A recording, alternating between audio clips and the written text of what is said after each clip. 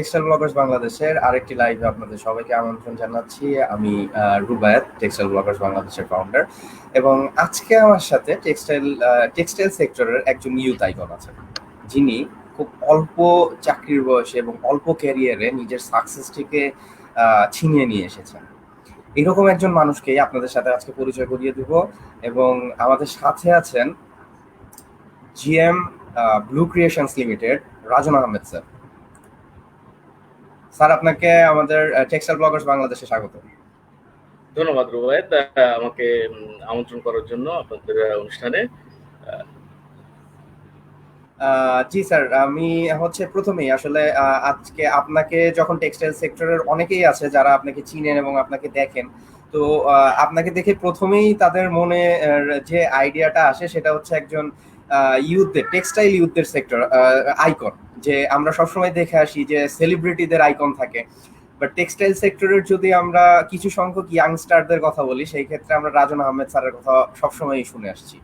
তো আমি স্যার জানতে চাবো যে আপনার ইউনিভার্সিটি থেকে একজন মানুষের ক্যারিয়ার ডেভেলপমেন্টের যে জায়গা, সেইখানে আসলে টেক্সটাইল সেক্টরকে কেন বেছে নেওয়া?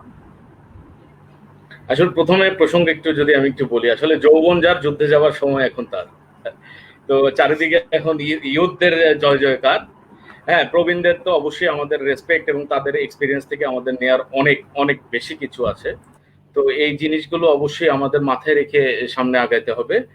আর যদি প্রশ্নটা আপনার পরবর্তী প্রশ্ন যে হোয়াই টেক্সটাইল, আসলে আমার মাথায় সবসময় একটা জিনিস কাজ করতো যে স্রোতের বিপরীতে হাঁটা।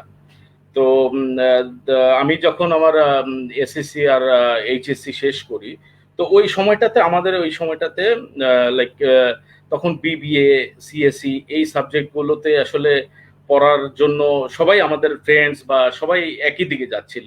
সো আই থট লাইক যে লেটস ডু সামথিং ডিফারেন্ট। তো টেক্সটাইল সম্পর্কে কিছুটা আইডিয়া ছিল, যেহেতু আমি যার কাছে প্রাইভেট পড়েছি তার কাছ থেকে কিছুটা আইডিয়া পেতাম আমি তখন। তো এই চিন্তা ভাবনা থেকে যে okay I need to do something different, তো এই চিন্তা ধারা থেকে আসলে টেক্সটাইলে যাওয়া বেসিক্যালি। তারপরে গিয়ে যখন আমি ঢুকি, ধীরে ধীরে বুঝতে পারি হোয়াট ইজ টেক্সটাইল। সো তারপরে তো এখন ধীরে ধীরে আজকে এ পর্যন্ত আসা। স্যার, খুব ছোট্ট একটি গল্প থেকে আসলে আপনার টেক্সটাইলের সূচনা, আপনার নিজস্ব মতামতের জায়গা থেকে। তো আমি স্যার জানতে চাবো যে আপনাকে আসলে সবাই যে বাংলাদেশের টেক্সটাইল সেক্টরের সবচেয়ে টাফেস্ট জব হিসাবে ওয়াশিং সেক্টরের জব স্টার্টিং বলেন বা ওইখানে সার্ভাইভ করা বলেন, এটাকে সবাই ধরে নেয়। এবং আমি যেটা জানি যে আপনি হয়তো বা ওই সময় জানতেন যে ওয়াশিং সেক্টরের জব অনেক টাফ হবে। তো মার্চেন্ডাইজিং বা গার্মেন্টস রেডিমেডের জায়গা থেকে সরে এসে ওয়াশিং, মানে ডেনিম ওয়াশিং এ কেন স্যার? আসলে টেক্সটাইল যখন শুরু করি আমরা, টেক্সটাইল গ্রাজুয়েশনে, অলসো আই নো আপনি একজন টেক্সটাইল গ্রাজুয়েট। তো আসলে ওয়াশিং সম্পর্কে যে আমাদের খুব বেশি কোর্স আছে টেক্সটাইলে তা কিন্তু না। তো তখন ওয়াশিং সম্পর্কে আসলে একটা বিশদ ধারণা যে ছিল তা বলবো না, বাট কিছুটা ধারণা ছিল। তো ওয়াশিং, আই উড নট সে যে শুধু washing E toughest job, I respect to others job as well. কারণ অন্যরা যারা করছে তাদের জবটাও ডেফিনেটলি অনেক টাফ এবং চ্যালেঞ্জিং, অফকোর্স যার যার জায়গা থেকে। ডেনিম ওয়াশিং এর জায়গায় আসাটা, প্রথমে আমি আমার ক্যারিয়ারটা আসলে শুরু করি as a trainee, as a management trainee officer আদম জিপিসির একটা ফ্যাক্টরিতে। তো সেখানে একটা it's a garment factory, multi national garment factory. তো সেখানে কাটিং, সুইং, ফিনিশিং, ওয়াশিংও ছিল। সো যখন আমাদের ট্রেনিং পিরিয়ডটা শুরু হয়, তো ইচ সেকশন আমরা 10 দিন 15 দিন করে সময় কাটিয়েছি। So to learn how they work, to learn the process actually. So সেখান থেকে আসলে ওয়াশিংটা দেখলাম যে একটা টেকনিক্যালিটির ব্যাপার আছে, টেকনিক্যাল কাজ হচ্ছে ওখানে। সো যেটা আমার সাবজেক্টের সাথেও যায়, আমি ওয়েট প্রসেসে মেজর করেছিলাম। তো যে কারণে টেক্সটাইলের থেকে যে আমি যদি আমার জবটাকে গার্মেন্টে যাই, আমি যদি টেক্সটাইলে না করি, তাহলে আমার জন্য ওয়াশিংটা একটা বেস্ট অপশন ছিল। আর আমার যতদূর মনে পড়ে আসলে সর্বপ্রথম ওই ফ্যাক্টরিতে ওয়াশিং এ আমি প্রথম টেক্সটাইল গ্রাজুয়েট ছিলাম যে ওয়াশিং এ কাজ করার আগ্রহী বা ওয়াশিং এ কাজ করা শুরু করেছিলাম। তো সেখান থেকে ওয়াশিং শুরু। আর আমি একটা জিনিস বিলিভ করতাম সবসময় যে frequent change is not good for your career. So আমি ওইখানেই স্ট্যান্ড ছিলাম, আমি ওয়াশিং নিয়ে শুরু করেছি এবং ওয়াশিং পর্যন্ত এখন আছি। স্যার একটা প্রশ্ন করব যে আপনি যেহেতু সবাই আমাদের যারা ফ্রেশার আছেন তাদের একটা চিন্তা ভাবনা থাকে যে আমি আলটিমেটলি জিএম হব বা আমি সিইও হব সিও হব, আপনার আপনার ক্ষেত্রে স্যার সাকসেসের আসলে লেভেলটা কোথায় আপনার? সাকসেসের লেভেল আসলে সাকসেস জিনিসটা তো একটু ভেরিয়েবল, আই উড সে এটা ভেরিয়েবল, কারণ এটা সময়ের সাথে বয়সের সাথে চেঞ্জ হয়। লাইক এখন একটা যদি ক্লাস 8-এর একটা স্টুডেন্টকে প্রশ্ন করা হয় সাকসেস কি, তো ওর জন্য সাকসেস কিন্তু হবে তার একাডেমিক রেজাল্টটা ভালো করা, ক্লাসের টপে আসা। বা এইচএসসি একজন স্টুডেন্টকে প্রশ্ন করা হলো যে তার সাকসেস হয়তো হবে যে এইচএসসি তে ভালো রেজাল্ট করা অথবা বুয়েটে বা ঢাকা মেডিকেল বা এরকম একটা জায়গায় চান্স পাওয়া।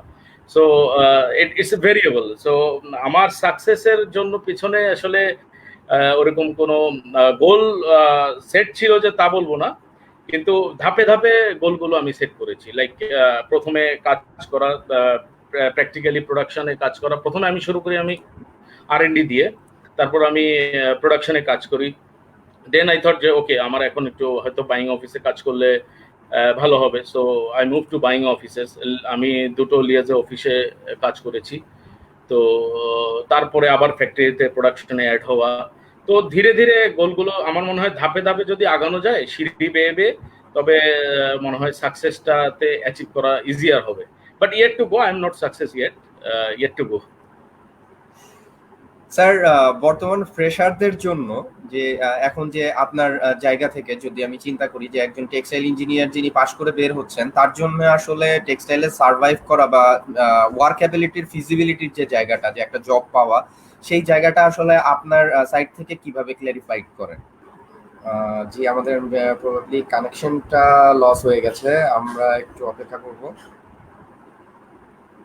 যে আসলে গল্প শুনছিলাম রাজন আহমেদ স্যারের, যে স্যারের যে এখন পর্যন্ত তার সাকসেস, তার টেক্সটাইলের ওয়াশিং সেক্টরটাকে চয়েস করা বা টেক্সটাইলে কিভাবে টিকে থাকার যে যাত্রা, প্রথম থেকে শুরু করে যে টেক্সটাইল মানেই এমন না যে আপনাকে হচ্ছে আহ, খুব কাঠখোর পোহাতে হবে, আপনাকে অবশ্যই আপনার সেই ফিজিবিলিটির জায়গাটা থাকবে। তো আমরা আমাদের সাথে স্যার আবার অ্যাড হয়েছেন, আমি স্যারকে জি স্যার, আপনি কি আমাকে শুনতে পাচ্ছেন? হ্যাঁ, এখন শুনতে পাচ্ছি। জি স্যার, আমি আপনার কাছে আমার একটা প্রশ্ন ছিল হচ্ছে যে একজন ফ্রেশার হিসাবে যিনি এখন পাশ করে বের হয়েছেন, সদ্য পাশ করা টেক্সটাইল ইঞ্জিনিয়ার, তার জন্য আসলে ওয়ার্কেবিলিটির ফিজিবিলিটির জায়গাটা বা সে পাশ করে নতুন একটা জব পাওয়ার যে ফিজিবিলিটি, সেটা আসলে কতটুকু? কারণ আপনারা যেই পর্যায়ে চাকরি করছেন সেই পর্যায় থেকে আসলে আপনারা নিয়োগ দিচ্ছেন তাদের বিভিন্ন সেক্টরে। সো আপনাদের কি মনে হয় যে তাদেরকে কতটুকু ফিজিবল ওয়ার্ক এনভায়রনমেন্টে তারা আসলে জব করতে পারবে? ফ্রেশারদের জন্য আসলে সবসময় জায়গাটা একটু চ্যালেঞ্জিং সব ফ্রেশারদের জন্য আই উড সে। কারণ তারা একদম নতুন এক জায়গায় একটা ইন্ডাস্ট্রি এনভায়রনমেন্টে কাজ করে।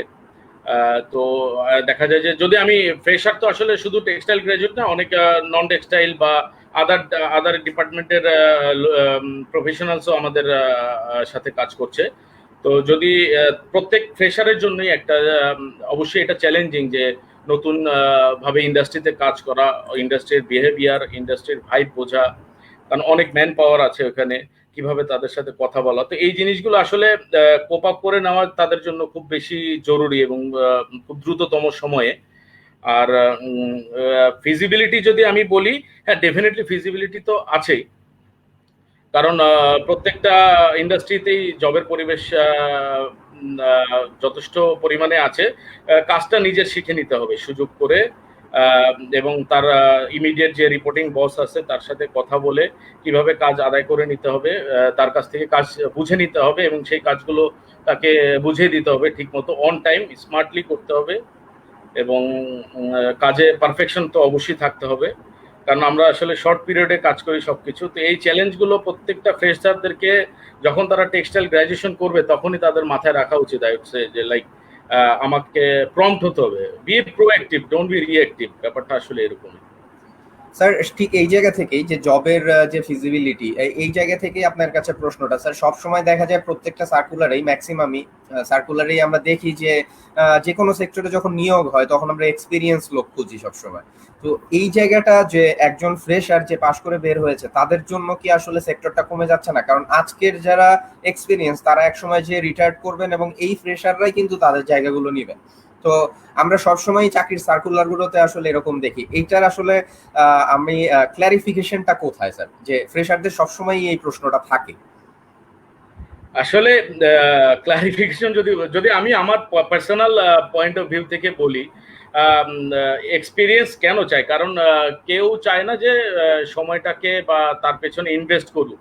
একজন ফ্রেশার আসে, ফ্রেশার কিন্তু প্রথমে কিছুই না বুঝে আসে, কিছুই জানে না। সে ইন্ডাস্ট্রি সম্পর্কে হয়তো কিছুটা জানে, বাট তার কাজ সম্পর্কে, তার কি করতে হবে, তার আউটপুট কি হবে। তো হয়তো অনেক সময় অনেক কোম্পানি চায় না যে তার পেছনে ইনভেস্ট করে তাকে গ্রুম করার জন্য। তো যে কারণে হয়তো সবাই এক্সপিরিয়েন্স পিপল খুঁজে, যে এক্সপিরিয়েন্স পিপল আনলে হয়তো আমার ডে 1 না হোক, ডে 2, ডে 3 থেকে আমাকে আউটপুট দেওয়া শুরু করবে। তো এই চিন্তাধারা থেকে হয়তো অনেকে এক্সপিরিয়েন্সটা খুঁজে। বাট অ্যাজ ইউ সে যে আসলে ফ্রেশারদের জন্য স্কোপ একেবারে নেই আমি বলবো না, কারণ সব কোম্পানিতেই কম বেশি ফ্রেশারদের নিয়োগ নেওয়া হয়। ইভেন আমরাও খুঁজি। ফ্রেশার নিলে যে লাইক ফ্রেশার, আমরা আমাদের কাছে মনে হয় যে একটা নরম মাটির মতো, we can play with it, আমরা এটাকে নিজেদের মতো করে বানিয়ে নিতে পারি। সো ইন দ্যাট কেস ওই ফ্রেশারদেরকে অবশ্যই আমাদের ডিমান্ডগুলিও ফুলফিল করতে হয়। যারা পারে তারাই আগে যায় সামনে আসলে। স্যার ফ্রেশারদের জায়গা থেকে, যেহেতু আপনাকে সবাই ইউথ, যে যারা বর্তমানে জব করছেন, যারা নতুন জব করে ওয়াশিং এ বলেন বা অন্যান্য সেক্টরে যারা জব করেন, তারা অ্যাকচুয়ালি আপনাকে আইডল হিসেবে নেয়। আমার স্টাডি যা বলে বা সার্ভে যেটা বলে। সো সেই জায়গা থেকে স্যার, যে ফ্রেশাররা যারা জব করছে, আমি যদি অন্য অন্য ইঞ্জিনিয়ারদের দেখি, একজন টেক্সটাইল ইঞ্জিনিয়ার পাশ করার পরে 13 থেকে 15,000 টাকার স্যালারির একটা স্কেলের ভিতরে তাকে জব করতে হয়। বাট অন্য অন্য ইঞ্জিনিয়ারদের যদি আমি কম্পেয়ার করি, আপনি সিভিল ইঞ্জিনিয়ার বা ট্রিপলি থেকে যারা পাস করছেন, তাদের বেতন স্কেলটা কিন্তু আমাদের থেকে অনেকটা হাই। তো এই ঠিক এই জায়গা থেকে যখন লেবার সাইডটাতে বা ওয়ার্কার সাইডটাতে আপনার হচ্ছে ইনক্রিজ করা হচ্ছে, বা অন্যান্য সাইডে ইনক্রিজ করা হচ্ছে, তখন টেক্সটাইল ইঞ্জিনিয়ারিং এর যারা প্রোডাকশনে জব করছে বা আর&ডি তে আছে, তাদের স্কেলটা আসলে কেন বাড়ছে না, বা এটার কোনো কি উদ্যোগ নেওয়া উচিত কি উচিত না? অনেক বড় একটা প্রশ্ন আসলে। এক্ষেত্রে আসলে ফ্রেশারদের আমরা যেই রেমুনারেশনটা ইনিশিয়ালি দিচ্ছি, এটা আসলে কোনো সেট না, কোনো কোম্পানিতেই আসলে সেট না, যে যেমন পারছে দিচ্ছে। আর এটাও হচ্ছে কারণ আধিক্যের কারণে এখন এত পরিমাণ টেক্সটাইল ইঞ্জিনিয়ার্স বা আদার সাবজেক্ট থেকেও ফ্রেশার্স আসছে। তো জবের কম্পিটিশনটা অনেক বেড়ে যাচ্ছে, কোয়ালিটি অনেক ডাউন হয়ে যাচ্ছে। যে কারণে প্রত্যেক ফ্যাক্টরি থেকেই টপ ম্যানেজমেন্ট গুলো যখন হায়ার করছে, তারাও কস্ট রিডাকশনের জন্য এই চিন্তা থেকেই যাচ্ছে যে okay, I would not hire with I would not hire a fresher with higher remuneration. তো তারা এখান থেকেই কমে যাচ্ছে। হ্যাঁ, এই কথা অবশ্যই আমি রুবায়েত আপনার সাথে একমত হব যে এটা অবশ্যই যারা নীতি নির্ধারক আছে আমাদের টেক্সটাইলের বিভিন্ন বড় বড় সংগঠন আছে, যারা ফ্রেশ টেক্সটাইল ইঞ্জিনিয়ারদের, তাদের যদি একটা বার সেট করে দিতে পারে আলোচনা করে, তাহলে অবশ্যই এটা সবার জন্যই উপকৃত হব আমি মনে করি। যারা ফ্রেশার আছেন আসলে, আদার্স যেটা আপনি বললেন যে আদার্স ইঞ্জিনিয়াররা আর টেক্সটাইল ইঞ্জিনিয়ারদের মধ্যে এখানে একটা গ্যাপ চলে যাচ্ছে। তবে আমি বলবো যে আসলে এই মুহূর্তে তো শুরুতে আমি প্রত্যেক ফ্রেশারদের জন্য একটা বলবো, আসলে একটা গাছ লাগালে তো আসলে ইমিডিয়েটলি ফল পাওয়া যাবে না। You need to invest time on it, you need to nurse it. তো পরিচর্যা ঠিকমতো করলে ডেফিনেটলি একটা ভালো ফল আসবে। আর এটা হয়তো খুব বেশি সময় লাগবে না, এটা ডিপেন্ড করবে আপনার স্কিলনেস, আপনার ইগারনেসের উপরে। তো যদিও এখন বাজারটা মন্দা যাচ্ছে সবকিছু মিলিয়েই, তবুও ডোন্ট বি হোপলেস, হয়তো situation will be change in short. Sir একটু ফ্রেশারদের থেকে একটু কেস ডাইভার্সিফাইড জায়গাতে যাব স্যার। বর্তমানে আজকের যে টেক্সটাইলের বর্তমান যে সিচুয়েশন, এবং আজকের খুবই নতুন একটি নিউজ নিয়ে আপনার সাথে কথা বলবো স্যার। আমরা যে এনটিভির একটি সাক্ষাৎকারে দেখেছি যে রুবানা ম্যাম বলেছেন যে জুন থেকে হয়তোবা রিসেশনের দিকে টেক্সটাইল সেক্টর যেতে পারে। সো এই জায়গা থেকে স্যার প্রশ্নটি করব যে অ্যাকচুয়ালি আমাদের টেক্সটাইল সেক্টরের যারা আছেন, যারা নীতি নির্ধারক আপনি বললেন, সো যারা আছেন ওনারা কি যে বাহিরে আসলে বায়াররা আমাদের কাছ থেকে অর্ডার গুলো পিক আউট করে নিয়ে যাচ্ছে, তারা হয়তো বা পেমেন্ট গুলো করছে না বা অর্ডার গুলো দিচ্ছে না, সো সেই জায়গা থেকে তাদের সাথে না পেরে আমরা কি নিজেদের আত্মীয় স্বজনদের সাথে কি ঝগড়া করছি কিনা? ব্যাপারটা আসলে এখন অনেকটা এইরকম অবস্থায় দাঁড়িয়েছে রুবাইদ। আসলে টু বি ভেরি অনেস্ট, আমরা আসলে যারা এখন বর্তমানে টেক্সটাইল এরিয়াতে কাজ করছি, সবাই আসলে এই কস্ট রিডাকশন অথবা এই এই জায়গাটাতে আসলে আমরা অনেকটা চাপে আছি এখন এই মুহূর্তে, ম্যান পাওয়ার রিডাকশন। তো এটা আসলে নিয়ে যারা কোম্পানির ওনার আছে তারা হয়তো অবশ্যই ব্যাপারটা আমলে নিবে, কারণ আমরা দেশের এত এত যুবক, এত এত মানুষ যদি এই যারা টেক্সটাইলে কাজ করছি, দেশের জন্য কাজ করছি, তো তাদের তো এভাবে ছেড়ে দিতে পারি না হাতটা, এত বছর ধরে হাত ধরে রেখে এখন হুট করে তো ছেড়ে দিতে পারি না। এটা অবশ্যই উচিত হবে না কখনোই। আসলে এখানে বর্তমান পরিস্থিতিতে আমাদের এই মুহূর্তে সবাই একসাথে হাতে হাত ধরে চলা উচিত। এই মুহূর্তে কেউ যদি আলাদা হয়ে যায় বা কাউকে আমাদের না বলে দিতে হয়, that is PT for us as well. আমরা আসলে আমরাও কাউকে না করতে চাই না কখনোই, যদি এক্সট্রিম খারাপ কিছু না হয়। তো আসলে এই মুহূর্তটা আসলে করোনার পরবর্তী সময়টা যে আরো কি হবে, কারণ করোনা এখনো চলছে, আমরা বাংলাদেশে এখন পিক টাইমে আছি। তো সামনে হয়তো আরো প্রেশার আসবে। আর আসলে অনেস্টলি আমি সারাদিনের ব্যস্ততার কারণে আমি রুবানা ম্যাডামের জাস্ট হেডলাইনটা পড়েছি, আমি পুরো নিউজটা এখনো পড়তে পারিনি। তবে যা বুঝলাম যে হয়তো জুন মাস থেকে ছাঁটাই শুরু হবে, কিন্তু ছাঁটাই কিন্তু অলরেডি চলতেছে, ছাঁটাই অলরেডি চলতেছে, কম বেশি সব জায়গায় চলছে। যে যেভাবে পারছে, আসলে ছাঁটাই না করেও তেমন পারতেছি না আমরা যারা ম্যানেজমেন্টে কাজ করি, কারণ কাজ এখন একটু আসলে ক্যাপাসিটি অনুযায়ী একটু কমই চলছে, সব জায়গাতেই আমার মনে হয় কম। তো যে কারণে এই কাজগুলি করছে। তবে আই উড রিকোয়েস্ট এভরি ওনার যে হয়তো এখানে নীতি নির্ধারকদের অনেক কিছু করার আছে, তারা একসাথে বসে যে কিভাবে ছাঁটাই না করে আরো অন্য কোনো উপায়ে আমাদের এফিসিয়েন্সি ডেভেলপ করে, আমাদের কস্ট আরো অন্যান্য জায়গায় কমিয়ে কিভাবে সব শ্রমিককে নিয়ে বা সব স্টাফদেরকে নিয়ে আমাদের সামনে যেতে হবে, সামনে কাজ করতে হবে, এই ধরনের কোনো পন্থা আসলে ইমিডিয়েটলি বের হওয়া আমার মনে হয় খুব জরুরি হয়ে পড়েছে এই অবস্থায়। স্যার আমিও আশা করব যে আপনার এই কথাগুলো আসলে আমাদের প্ল্যাটফর্মের মাধ্যমে যদি কোনো নীতি নির্ধারক তিনি যদি শুনে থাকেন তাহলে জিনিসটা আমলে নিবেন এবং অন্যান্যদের কাছেও যিনি কথাগুলো পৌঁছাবেন। স্যার এই জায়গাতেই যে আমাদের এই এখন যদি রিসেশনের জায়গাটা চলে, মানে আমার প্রশ্নটা হচ্ছে যে আমি আলটিমেটলি বায়ারকে হচ্ছে একটা ফ্রি ল্যান্ড দিচ্ছি, সে নিজেকে ব্যাংকরাপ্ট দাবি করছে। কিছু কিছু বায়ার আমরা শুনেছি স্যার, ইভেন আমরা মোস্তাফিজ স্যারের কিছু পোস্টও দেখেছি যে কিছু কিছু বায়ার হচ্ছে টোটালি টাকা দিতে তারা হচ্ছে ডিনাই করে ফেলছে এবং তারা হচ্ছে মেইল রিপ্লাই করছে না বা হচ্ছে তারা নিজেদেরকে ব্যাংকরাপ্সি দাবি করছে।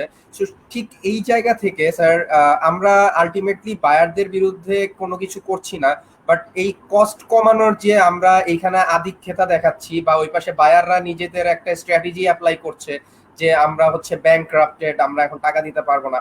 আলটিমেটলি এরা যখন আবার পোস্ট কোভিড সিচুয়েশন পরে আসবেন, তখন আসলে বাংলাদেশ গার্মেন্ট সেক্টর কিভাবে ডিসিশন নেবেন আপনার কি মনে হয় স্যার? আসলে আমার প্রশ্নের কিছুটা উত্তর আপনি অলরেডি আপনার প্রশ্নেই বলে দিয়েছেন, যে বায়াররা কিছু স্ট্র্যাটেজি ফলো করছে ব্যাংকরাপসের। তো আসলে এটা আসলে বিগ ফিশদের গেম। তো আমরা মনে হয় অনেক ছোট মানুষ এত বড় কথা বলার জন্য। তবে পরবর্তী সিচুয়েশনে যেটা হবে সেটা এখনই আমাদের বুঝতে হবে। আমাদের আসলে লো ম্যান পাওয়ারে বা ইফিসিয়েন্সি বাড়িয়াই কাজ করতে হবে, এর আসলে এছাড়া আর কোনো উপায় আমাদের সামনে এখন এই পর্যন্ত তো দেখা যাচ্ছে না। কারণ কাজ যেভাবে অর্ডার আসছে বা অর্ডার ক্যান্সেল হচ্ছে, ইভেন আমাদের অনেক অর্ডার ক্যান্সেল হয়ে আছে, কিছু অর্ডার হোল্ড হয়ে আছে, কিছু অর্ডারের ডিসিশন এখনো পাচ্ছি না আমরা। কিছু বায়ার পেমেন্ট করছে, কিছু বায়ার করছে না। তো সব মিলে সব জায়গায় একই ধরনের মোরলেস সিমিলার সিচুয়েশন চলছে। তো এই জায়গা থেকে উঠে আসার জন্য আসলে পোস্ট করোনা সিচুয়েশন যে কি হবে, এখন আর করোনাই বা কবে শেষ হবে, এই ব্যাপারটাই এখনো ধোঁয়াশার মধ্যে আছে আসলে রুবাইদ। জি স্যার, আসলে আমরাও আশা করব যে কোভিড-19 সিচুয়েশন খুব তাড়াতাড়ি আসলে আমাদের কন্ট্রোলে চলে আসবে, এবং অতি সত্বর আমরা শুনেছি যে হয়তোবা মেডিকেল কোনো টিমও সাপোর্ট দেওয়ার জন্য দেশের বাইরে থেকে আসছে। সো আমরা আশা করব যে বাংলাদেশের কোভিড সিচুয়েশন অনেক তাড়াতাড়ি কন্ট্রোলে চলে আসবে এবং সবাই সুস্থ থাকবেন। বাট ইনশাআল্লাহ। আমি একটু কোভিড সিচুয়েশন থেকে একটু বাইরে এসে আবারও আপনার সেই ফ্যানদের আমি কেন বারবার কথাটা উচ্চারণ করছি আমি আপনাকে শেষে বলবো, কারণ হচ্ছে আমার লাইভে একের পর এক কমেন্ট আসছে শুধুমাত্র আপনার কাছে প্রশ্ন বা আপনাকে আইডল হিসেবে তারা মানে। আমি কমেন্ট গুলো পড়বো, বাট শেষে আমি স্যার একটু ইন্টারভিউ এর দিকে যাব, যে আপনারা যখন ইন্টারভিউ গুলো নেন স্যার, আপনি অ্যাজ এ জিএম হিসাবে আপনি অনেকেরই ইন্টারভিউ নেন, তো আপনি জিএম হিসেবে স্যার প্রথমত একজন ফ্রেশারের ভিতরে কি দেখেন যে এর ভিতরে এই জিনিসটা থাকলে আমি নিব? আমার আরো একটি প্রশ্ন আমি একটু অ্যাটাচ করেই দেই, কারণ ফ্রেশারদের মধ্যে টেক্সটাইল ইঞ্জিনিয়ার যারা আছেন তাদের মধ্যে একটা গতানুগতিক আইডিয়া আছে যে টেক্সটাইলে আসলে সিজিপিএ লাগে না। সো এই আইডিয়া যে বশবর্তী হয়ে আসলে টেক্সটাইল ইঞ্জিনিয়াররা পাস করছে, এটা আসলে কতটুকু সত্য? আহ, আমি যদি প্রথম প্রশ্নের উত্তর দিই আপনার রুবায়েত, যে আমি আসলে কি দেখি পার্সোনালি, আমি একটা ফ্রেশারের মধ্যে আমি যখন ইন্টারভিউ নেই বা বোর্ডে বসি, আমি দেখি আসলে তার eagerness to take the challenges. কারণ আমরা যারা টেক্সটাইল এরিয়াতে আছি, যেই সেক্টরেই কাজ করি না কেন, প্রত্যেকটা মুহূর্তেই এক একটা চ্যালেঞ্জ। লাইক প্রবলেম হচ্ছে, you need to have the solution in a second of time. তো প্রবলেম আসবে, চ্যালেঞ্জ আসবে, এই চ্যালেঞ্জটা নেয়ার ইগারনেস তার মধ্যে কতটুকু আছে, তার মধ্যে তার কনফিডেন্টটা কতটুকু আছে, এই জিনিসটা আসলে আমি পার্সোনালি একটু বেশি দেখার চেষ্টা করি। সো ইফ আই সামারাইজ, এটা হচ্ছে আমি প্রথমত কনফিডেন্স দেখি, আর তার eagerness to take the challenge, এই দুইটা জিনিস আসলে বেশি নোটিস করি আমি। আর দ্বিতীয় কোশ্চেনটা আমি sorry, can you repeat please? জি স্যার, আমি হচ্ছে দ্বিতীয় প্রশ্নটি করেছিলাম যে বর্তমানে টেক্সটাইল ইঞ্জিনিয়ার যারা আছেন তাদের মধ্যে একটা গতানুগতিক ধারার একটা চিন্তাধারা যে আমি হচ্ছে সিজিপিএ আসলে টেক্সটাইল সেক্টরে ম্যাটার করে না, এটা আসলে কতটুকু সত্য স্যার? এই বিষয়টা আসলে সিজিপিএ ডেফিনেটলি ডাজ ম্যাটার। কারণ আপনার প্রথমে একটা ফ্রেশারের কাছে তো আমাদের তার সিবিটাই আসে। তো প্রথমে তো দর্শনধারী, পরে গুণ বেচারি। তো আমরা সিবিটা দিয়ে অ্যাসেস করার চেষ্টা করি, কারণ একটা ফ্রেশারের কাছে একটা সিবি ছাড়া আমরা কিছুই জানতে পারি না। কারণ বেসিক কিছু হয়তো তাকে জানতে পারি, বাট কাজ সম্পর্কে সে আসলে কিছুই জানে না, কারণ সে ইন্ডাস্ট্রিতে বা এই এরিয়াতে কাজ করেনি। তো সিবি দেখে আমরা আসলে গো থ্রু করি, তার সিবির ফরম্যাটটা কেমন আছে, সিবির পোর্শনগুলো ঠিক আছে কিনা, যে ধাপে ধাপে কোনটার পর কি দিতে হবে। আমি আরেকটা জিনিস বেশি একটু দেখি যে সিবিতে বানানটা ঠিক আছে কিনা, কারণ অনেকের সিবিতে আমি প্রচন্ড পরিমাণে স্পেলিং মিস্টেকটা পাই। তো এই জিনিসগুলো ঠিক আছে কিনা। তারপরে গিয়ে সিবিতে একাডেমিক রেজাল্টটা ডেফিনেটলি, যদি আমরা একাডেমিক রেজাল্ট ভালো দেখি, কারো ইমপ্রেসিভ দেখি, তো আমরা মনে মনে চিন্তা করি যে হ্যাঁ, এই ছেলেটার রেজাল্টটা ভালো, he must be brilliant, so একে দিয়ে হয়তো কিছু করানো যেতে পারে। তো এই সিজিপিএ যে একেবারে মেনটেন করে না তা না, আবার ডিফারেন্টও আছে, অনেকের সিজিপিএ খারাপ আছে। পার্সোনালি আমার সিজিপিএ অনেক খারাপ ছিল, এটা অনেক আগের কথা। তো আসলে সিজিপিএ ডেফিনেটলি ডাজ ম্যাটার। আমি কখনোই এটা বলবো না সিজিপিএ ডাজন্ট ম্যাটার। আমি হয়তো সিজিপিএ ভালো হলে হয়তো আমার আরো ভালো হতো। স্যার ডেফিনেটলি আমরা আশা করব যে সবাই আপনার ক্যারিয়ারটাকে ফলো করবে, যদি সিজিপিএটা খারাপ থাকে আমার তাহলে সিজিপিএ হয়তো না, মোটেও না, মোটেও না, মোটেও না। আমি আশা করব অডিয়েন্সরা আপনার কাছ থেকে আইডিয়া গুলো নিবে। স্যার আমি একটু জানতে চাচ্ছি যে ফ্রেশাররা যে ইন্টারভিউ গুলো দিচ্ছে, আপনারা যারা হাই লেভেলে জব করছেন বা যারা ইন্টারভিউ নিচ্ছেন, তারা আসলে ফ্রেশারদের মধ্যে এখন বর্তমানে খুবই কমন কিছু যে মিস্টেক গুলো আছে এগুলো আসলে আপনারা কি পাচ্ছেন, বা এগুলো হয়তো বা আপনারা মানে এগুলো দেখলে হয়তো বা আপনারা নিতেই চাচ্ছেন না, এরকম কিছু কমন মিস্টেকস এর কথা জানতে চাচ্ছি স্যার ফ্রেশারদের।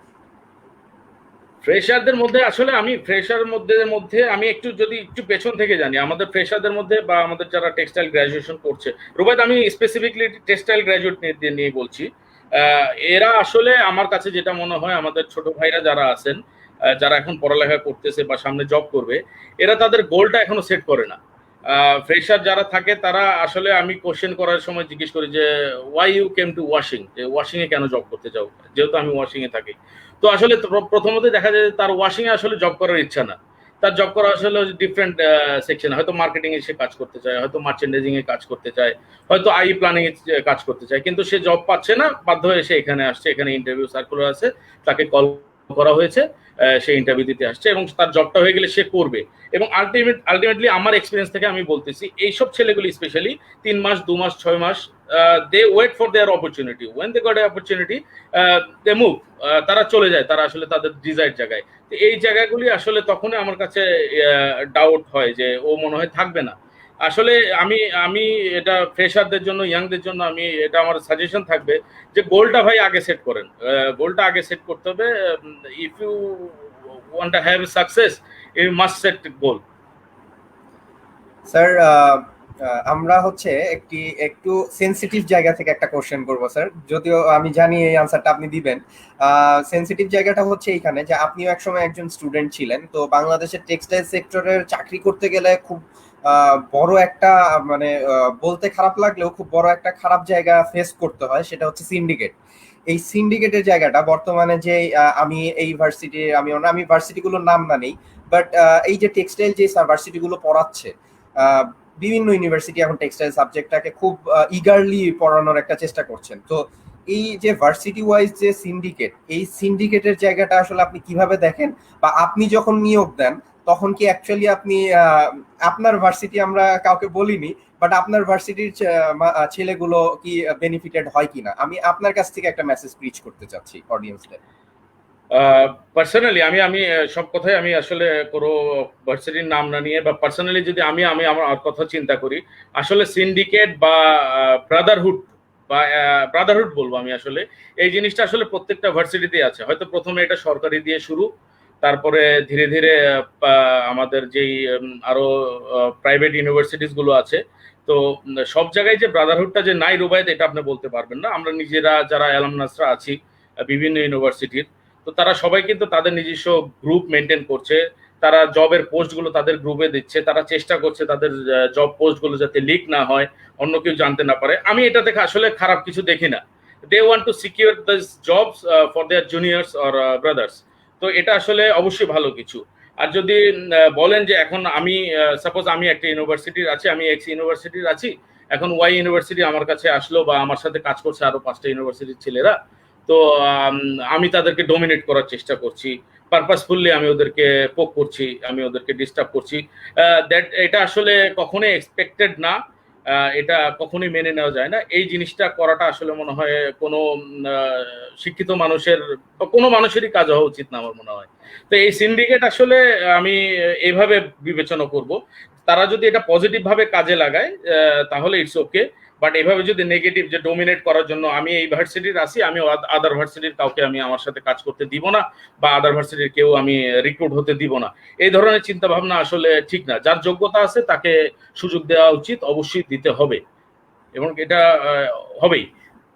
স্যার এটা আসলে অবশ্যই উচিত। আমি আপনার কাছ থেকে এই মেসেজটাই, এবং আমি এক্সপেক্ট করেছিলাম যে আপনার আসলে অ্যাজ এ ইউথ হিসাবে আপনি এই মেসেজটাই প্রিচ করবেন, এবং পজিটিভলি আমি আপনার কাছ থেকে ওইরকমই একটা আনসার পেয়েছি যে আসলে চাকরি সেক্টরে যাওয়ার পরে যে প্রেশারাইজ করা বা পোক করা, এই জায়গাটা আসলে থাকবে না ইউনিভার্সিটি ভেদে। আমরা আসলে সবাই যখন একসাথে কাজ করব, তখন আলটিমেটলি দেখা যাবে এক্স ইউনিভার্সিটির একজন ওয়াই ইউনিভার্সিটির একজনকে হয়তো বা জব দিবে।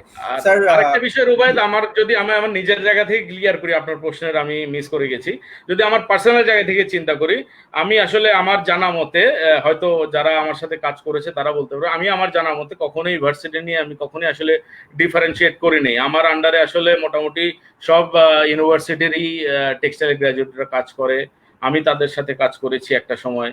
তো আসলে আমি এরকম কিছু অনেস্টলি ফেসও করিনি, আর আমি আমার জুনিয়রদের এরকম কিছু ফিলও করাই না যে তুমি অন্য কোথাও থেকে আসছো, you are not accepted to me. আসলে এই জিনিসটা কখনোই করা হয়নি। স্যার আরেকটি প্রশ্ন হচ্ছে আপনার কাছে যে বর্তমানে আপনি স্কিল হিসাবে একটা সিঙ্গেল একটা স্কিলকে যদি বলা হয় যে আপনি একজন ইঞ্জিনিয়ারের ভিতরে বা যিনি চাকরি করছেন, জব করবেন, তার ভিতরে আপনি একটা সিঙ্গেল পার্টিকুলার স্কিল দেখতে চান, তাহলে সেটা কি হবে স্যার? স্মার্টনেস।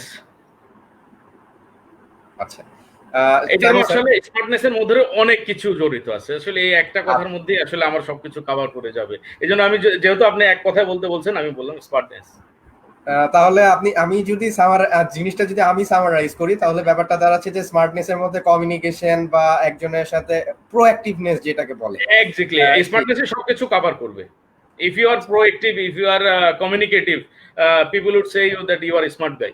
সো স্মার্টনেস আসলে খুব বেশি জরুরি সবকিছুতেই। জি স্যার, এই পর্যায়ে আমরা কিছু কমেন্ট করব। আপনার প্রচুর কমেন্ট এসেছে আজকে লাইভে। আমি হচ্ছে প্রথমেই কমেন্ট করেছে হচ্ছে তানভীর সুজয়, আপনাকে সালাম জানিয়েছে স্যার। ওয়ালাইকুম এরপরে আসসালাম। করেছে হচ্ছে কামরুল শামীম, কমেন্ট করেছেন, এবং ফাহিম মুর্তজা একটি কমেন্ট করেছে, এবং সে আপনাকে বলেছে you are my idol. So I hope যে হ্যাঁ, আইডল হিসাবে আপনি স্যারের কথা অনুযায়ী জিনিসগুলো মানবেন অবশ্যই। তানভীর সুজয় একটি প্রশ্ন করেছেন, in this epidemic situation what will be the prospects of washing career, which one is better, washing or merchandising? Washing career আসলে এই প্যান্ডেমিক যেটা চলছে, এই প্যান্ডেমিকে তো আসলে সব ক্যারিয়ারই আসলে প্রশ্নের জায়গায় আছে এখন বর্তমানে। চ্যালেঞ্জের মুখে আছে আসলে, অনেক চ্যালেঞ্জের মুখে আছে। আর আমি তো ওয়াশিং এর লোক, ক্যারিয়ার হিসেবে অবশ্যই ওয়াশিং ভালো। মার্চেন্ডাইজিং আমি খারাপ বলছি না, বাট ওয়াশিং অবশ্যই ভালো। স্যার আরেকজন কমেন্ট করেছেন, এবং আমি তাকে পার্সোনালি চিনি, আমি একটু ইন্ট্রোডিউস করাবো। জানা, উনি হচ্ছে বুলগেরিয়াতে থাকেন এবং ইতালিতেও থাকেন। আই উনি নো হার এজ সুদূর ওয়েল। ইতালি থেকে হচ্ছে কমেন্ট করেছে, রেসপেক্ট গাইস। সো আমি থ্যাংক ইউ সো মাচ জানা for seeing our show, and I hope that you will always be with Textile Bloggers Bangladesh, and you will be able to see many persons like Rajan sir with us. তো আমাদের আরেকজন দর্শক আছেন, যিনি আসলে আমাদের নিয়মিত একজন দর্শক, এবং আমাদের প্রোগ্রামের ফার্স্ট এপিসোডের উনি হচ্ছে গেস্ট ছিলেন, এবং উনি আমাদের লাইভগুলো প্রত্যেকদিন দেখেন এবং লাইভগুলোতে প্রশ্নও করেন উনি। আমি প্রথম প্রশ্নটি নিব। স্যারের দুটি প্রশ্ন আছে। স্যার হচ্ছে রেজা সজীব স্যার, উনি হচ্ছে সিইও ব্লু ক্রিয়েশনস লিমিটেড। স্যারের প্রথম প্রশ্নটি হচ্ছে, how do you see the freshers are highly keen to dive in their job, who are currently starting the job and they want to jump immediately to grab the opportunity? That means they are changing the jobs frequently. এই বিষয় নিয়ে sir যদি কিছু বলতেন। প্রথমে প্রশ্ন যে করেছেন, প্রশ্নকারী সম্পর্কে ছোট্ট করে একটু বলি। প্রশ্নকারী তো আসলে আমার কাছে আসলে উনি অনেক কিছু। আমার শিক্ষক, আমার বড় ভাই, আমার মেন্টর। আমি যে ওয়াশিং ক্যারিয়ার শুরু করেছি আসলে তার হাত ধরেই শুরু করা, শুরু থেকে একদম অনেক আগে থেকে। তো রেসপেক্ট তার জন্য। আর উনি যে প্রশ্নটা করেছেন, আমি আসলে একটু মনে কাভার করেছি আগেই। আসলে এই জিনিসটা আমিও পার্সোনালি যে অপছন্দ করি, যে তারা অপরচুনিটি গ্রাব করার জন্য চাকরি করছে, বাট তারা আসলে গোল সেট করে আসতেছে না। এই জিনিসটা আসলে খুবই ডিসঅ্যাপয়েন্টিং ফর মি পার্সোনালি। যে আমি যদি বলি, এটা আসলে ডিসঅ্যাপয়েন্টিং, এবং এটা আসলে আমার চেয়ে আমি তো ডিসঅ্যাপয়েন্ট হবো, বাট তার নিজের ক্যারিয়ার জন্য এটা হবে আরো বেশি হতাশাজনক। কারণ সে 6 মাস আইতে করলো, সে চাকরি পাচ্ছে না, সে 6 মাস ওয়াশিং এ করলো, but he wants to go in merchandising. সে 2 বছর পরে মার্চেন্ডাইজিং গেল। সো এই 2 বছর কিন্তু তার লাইফ থেকে চলে গেল। অ্যান্ড একটা আসলে রুবাইত, একটা সময় গিয়ে এক্সপিরিয়েন্স ডাজ ম্যাটার আসলে।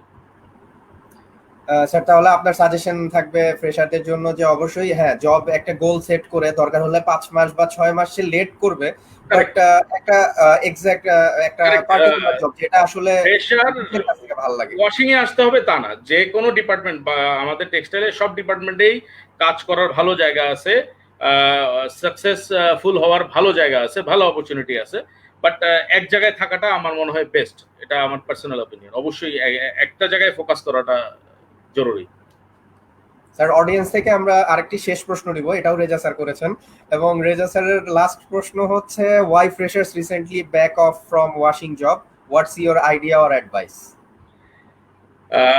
Freshers recently they are backing off because আসলে হয়তো তারা প্রেশারটা নিতে পারছে না। কারণ ওয়াশিং আসলে একটু হার্ড ওয়ার্কিং এরিয়া। আদার্স যারা আমাদের টেক্সটাইলের অন্যান্য এরিয়া থেকে, লাইক ডাইং এ একটু পরিশ্রম আছে, সব জায়গায় পরিশ্রম আছে, কিন্তু ওয়াশিং একটু হার্ড ওয়ার্কটা বেশি করতে হয়। লাইক আমি যদি আমার কথা বলি, শুরু থেকে কাজ করতে হলে আপনাকে একটা লাইক সবকিছু করতে হবে, গুডস লোডিং, মেশিনের লোডিং থেকে unloading, everything you have to learn, and এইগুলি করতে হবে। এই জিনিসটা আসলে অনেক ফ্রেশাররাই নিতে পারে না, যে শুরুতে আই এম টেক্সটাইল গ্রাজুয়েট, আমাকে এসব কাজ করতে হচ্ছে। আমরা এসব কাজ বলতেছি না, বাট শেখার জন্য তো অবশ্যই করা উচিত, নিজে জানার জন্য। আপনি নিজে না জানলে তো অন্য কাউকে জানাতে পারবেন না। তো এই জিনিসগুলো আসলে এই হার্ডওয়ার্কটা বলবো আমি নিতে পারে না অনেকে।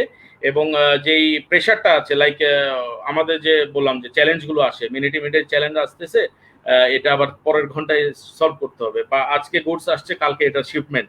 তো এই চ্যালেঞ্জেস গুলো ফেস করা আসলে অনেকগুলো টাফ হয়ে যায়, যেটা ফ্রেশাররা হয়তো ফ্লোরে দেখতে পায়, যে কারণে ফ্রেশাররা হয়তো একটু ঘাবড়ে যাচ্ছে। আসলে এটা ঘাবড়ানোর কিছু নাই। যখন আপনি নেমে যাবেন তখন আসলে এটা ইজিয়ার হয়ে যাবে ফিল্ডে নামলে পরে একবার। স্যার একটু বর্তমান সিচুয়েশন থেকে একটু পোস্ট কোভিড-19 সিচুয়েশনের দিকে যাব, যেহেতু আপনারা স্যার সবসময়ই অ্যানালাইসিসের ভিতরে থাকেন যে মার্কেট আসলে কিভাবে চলবে বা পোস্ট কোভিড-19 সিচুয়েশন কিভাবে যাবে।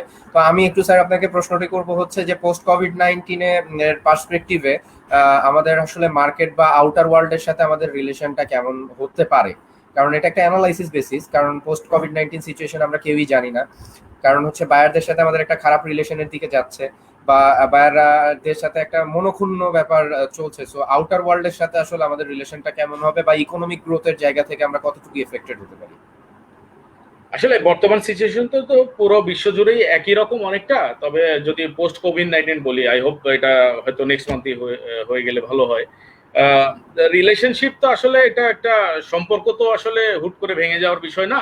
রিলেশনশিপ ডেফিনেটলি থাকবে। বায়াররাই বা কোথায় যাবে, বা আমরা তো আছি, we are there for buyers. So আমার মনে হয় না, পার্সোনালি আমি মনে করি যে আসলে সম্পর্কের জায়গাটা বেশি নষ্ট হবে। হয়তো এক ফ্যাক্টরির সাথে সম্পর্ক খারাপ হলে আরেক ফ্যাক্টরির সাথে সম্পর্ক হবে, বাট কাজগুলো বাংলাদেশে ইনশাল্লাহ অবশ্যই থাকবে। আর যারা বায়ার মুভ করছে, ধীরে ধীরে তারা কামব্যাক করছে, অর্ডারস আবার আসা শুরু করছে কিছু কিছু। সো এই জিনিসগুলো তো আসবেই। আর ইকোনমিক্যাল গ্রোথে যদি যাই, আসলে পোস্ট কোভিডে অনেক জায়গা থেকেই তো আমাদের আসলে আমাদের রেমিটেন্স কমে গিয়েছে, আমাদের গার্মেন্টস এর রেভিনিউ কমে গিয়েছে, সবকিছু তো কমে গেছে। তো সিচুয়েশন ইমপ্রুভ হলে definitely will come back strongly ইনশাল্লাহ। স্যার আসলে এই জায়গাটা আসলে সবাই যে ভয়টা পাচ্ছে যে মার্কেটটা আসলে ভিয়েতনাম বা জর্ডানের দিকে চলে যাবে কিনা, এই জায়গা থেকে আপনি আসলে কি মনে করেন স্যার? আসলে ভয়টা স্বাভাবিক, কারণ আসলে ভিয়েতনাম যেভাবে কোভিড-19টা ফেস করছে, এবং তারা যেভাবে ভালোভাবে ফেস করছে, আই উড সে, তো এই জায়গাটা থেকে কিছু অর্ডার ওদের কাছে মুভ করেছে। বাট বাংলাদেশে ডেফিনেটলি আসবে, আবার কামব্যাক করবে, কারণ আমরা যদি ভালো কোয়ালিটি দিতে পারি, আমরা যদি লিড টাইম মেনটেন করতে পারি ঠিক মতো, অর্ডার হারানোর কিছু নাই আসলে। কারণ এত অল্প মূল্যে শ্রম বাংলাদেশি মনে হয় এখন পাওয়া যায় বর্তমান বিশ্বে।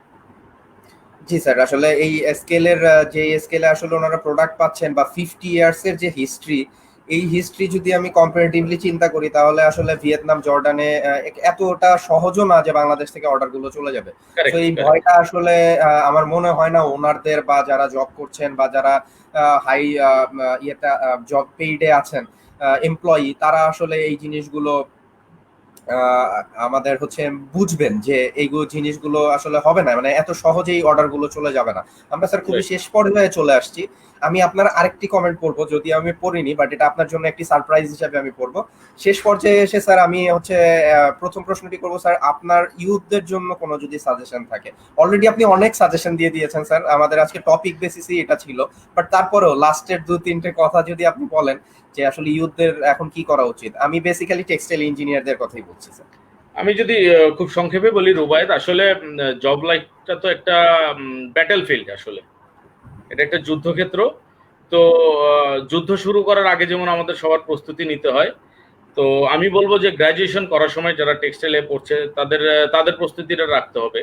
হয়তো ফার্স্ট ইয়ার কোনোভাবে আমরা নতুন বন্ধুদের বন্ডিং এটা সেটা করে পার করে দেই, তারপর থেকে আমাদের সিরিয়াস হয়ে যেতে হবে অ্যাবাউট লাইফ। অফকোর্স আমি কি করতে যাচ্ছি, আমার কি মেজর সাবজেক্ট নিতে যাচ্ছি সামনে, আমি আমার আফটার কমপ্লিটিং মাই গ্রাজুয়েশন আমি ইন্টার্নিটা কোন বেসিসে বা কোন টাইপের ফ্যাক্টরিতে করতে যাচ্ছি, আমি টেক্সটাইলে করব, না কম্পোজিট মিলে করব, না স্পিনিং এ করব, না ফ্যাব্রিকে করব, না ডাইং এ করব, না ওয়াশিং এ করব। এই জিনিসগুলো আগে থেকেই চিন্তা করাটা উচিত।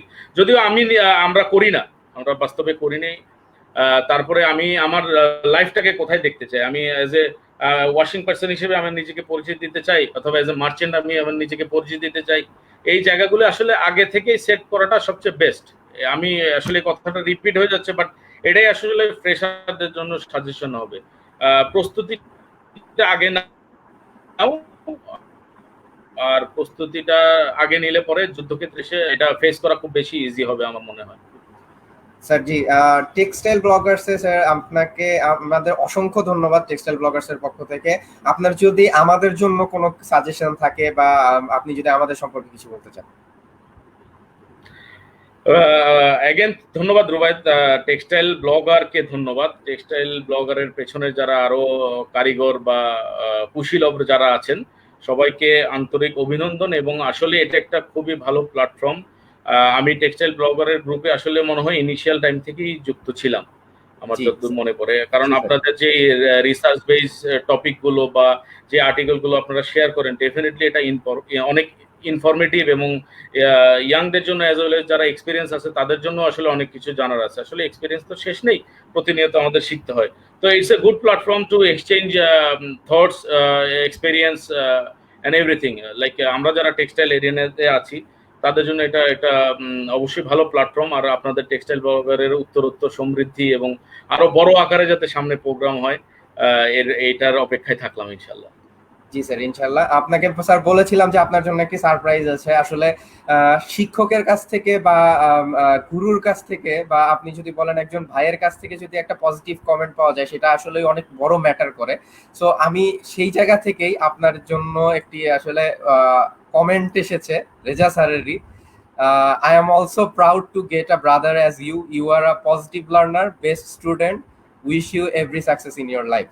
সো আমার মনে হয় এটা আপনার জন্য হয়তোবা খুব ছোট্ট একটি সারপ্রাইজ, বাট হ্যাঁ হয়তোবা অনেক একটু বড়, ডেফিনেটলি ইটস মাই প্লেজার। আসলে আমরা লাইক আমি প্রায় 12 বছর আগে ওনার সাথে স্যারের সাথে কাজ করেছিলাম, এখন আবার একসাথে কাজ করছি। তো it's a pleasure, always pleasure to work with him. We got a chance. আমরা আসলে সারাদিন একসাথেই থাকি, একসাথে কাজ করি, we discuss a lot of thing. সারাদিন আমরা আসলে অনেক কিছু কথা বলি। তো যা আমাদের ধ্যান ধারণার মধ্যে কাজ ছাড়া আসলে কোনো কথা হয় না। We forget our families and everything during the working time. So আসলে এটা আমার জন্য অনেক বড় কিছু আসলে। স্যার আপনাকে অসংখ্য ধন্যবাদ স্যার আমাদের সাথে আপনার সময় দেওয়ার জন্য। আমরা জানি এখন ফ্যাক্টরিগুলো ওপেন এবং আপনাদের অফিস রেগুলারলি করতে হচ্ছে। সো আপনাকে এই সিচুয়েশনে সবসময় আমরা আশা করব আপনি সুস্থ থাকবেন, ভালো থাকবেন এবং টেক্সটাইল ব্লগার্সের সাথে থাকবেন স্যার। এই পোস্ট কোভিড প্রি কোভিড-19 সিচুয়েশনে আসলে আমরা যেই জিনিসগুলো ফেস করছি, বা ফ্রেশাররা যে জিনিসগুলো চিন্তা করছে যে আমরা আসলে ভবিষ্যতে জব পাবো কিনা, বা আমাদের জবের সেক্টরগুলো কমে যাচ্ছে কিনা, হ্যাঁ হয়তো বা কমে যাচ্ছে, বাট রাজন স্যারের মতো যারা আছেন তারা আসলে এই ভার্সিটির ওই পার্টের কথাগুলো চিন্তা না করে, বা আপনাদের যে সাজেশন গুলো দিয়ে যাচ্ছে যে হ্যাঁ এখন থেকেই আপনারা যারা ভার্সিটিতে পড়াশোনা করছেন তারা আপনার গোলগুলো সেট করবেন। তারা কোথায় জব করতে যাচ্ছেন, আপনি হয়তো বা 2 মাস পরে জব পাচ্ছেন, বাট আপনি ওই 2 মাস পরে নিজের যে শখের জায়গাটা ওই জায়গা থেকে জবটি করছেন। এই ঠিক এই জায়গাটা চিন্তা করে আপনারা নিজেদের জবগুলো ঠিক গোলগুলো সেট করবেন। এবং অবশ্যই সিভির যে হ্যাকস গুলো উনি দেখিয়েছেন, বা যে ল্যাকিংস গুলো ইমপ্রুভ করতে বলেছেন, এই ল্যাকিংস গুলো ইমপ্রুভ করবেন। আশা করি আপনারা সব সময় টেক্সটাইল ব্লগার্স এর সাথে থাকবেন। আপনাদের জন্য আমরা আরো বড় কিছু আকর্ষণ নিয়ে আসবো ইনশাল্লাহ। সবাই বর্তমান সিচুয়েশনে স্টে হোম, স্টে সেফ। আল্লাহ হাফেজ।